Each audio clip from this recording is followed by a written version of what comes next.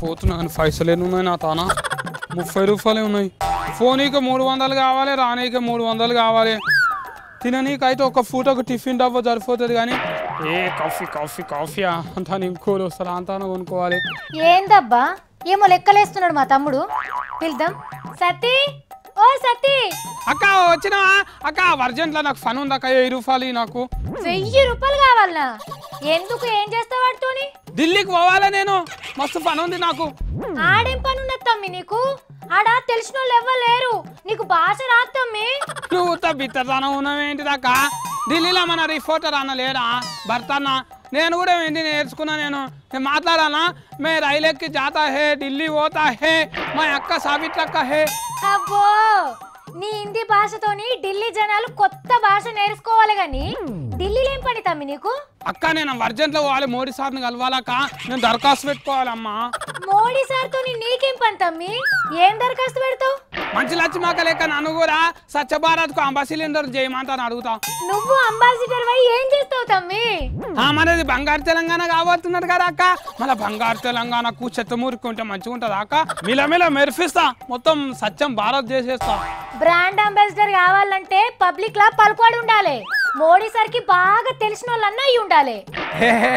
Telangana public మొత్తం ఎరికే ఆక నేను ఇగో మళ్ళీ వెంకయ్య నాయుడు సార్ తీసుకుపోయి మోడీ సార్కు పరిచయం చేసిన అనుకో అప్పుడు నేను కూడా ఎరికైతే అప్పుడు మోడీ సార్కు లక్ష్మక్క లెక్క నువ్వు కూడా బ్రాండ్ అంబాసిడర్ కావాలంటే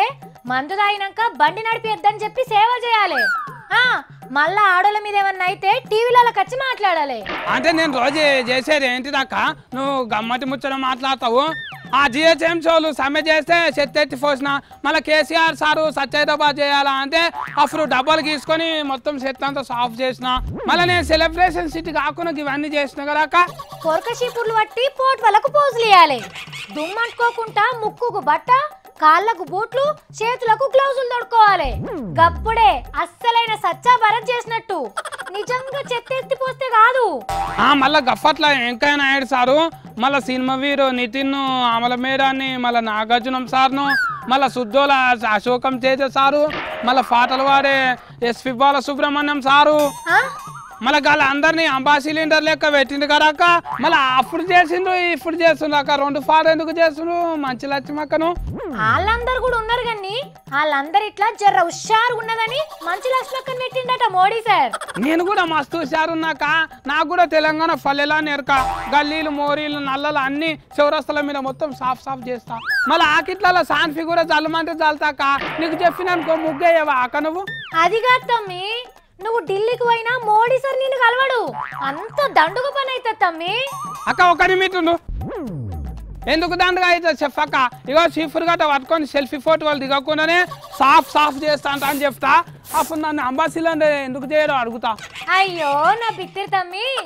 సార్ తాను పోయి సెల్ఫీ ఫోటోలు తీసుకుంటేనే ఏ పనైనా చేస్తా అని అంటేనే ఏ పనన్నా అవుతుంది అటు ఇటు ఊడిచినట్టు చేసి సెల్ఫీ తీసి ఫేస్బుక్ లో పెట్టాలి అప్పుడు నీకు పబ్లిక్ లో పేరు వస్తుంది సెలబ్రిటీ అవుతావు తెలంగాణలో ఊడిస్తే కేసీఆర్ సార్ ఊరుకుంటాడు అక్క మోడీ సార్ చెప్పి అప్పుడే వీక్ పడేస్తాడు అవుగండి నువ్వు మోడీ సార్ని కలిసి అంబాసిడర్ ఎందుకు అయిదాం అనుకుంటున్నావు తమ్మి మళ్ళీ అంబాసిడర్ అయినామనుకో మళ్ళీ కొత్త కారు కొత్త షిఫ్ట్ గట్ట కొత్త బూట్లు కొత్త ఫైతాఫ్లు కొత్త గ్లౌజులు అన్ని ఇస్తారు మోడీ సారు ఫుల్ జీతం వస్తుంది అక్క అయ్యో బిత్తిరోడా అంబాసిడర్ అంటే అవన్నీ ఏమి ఇయ్యరు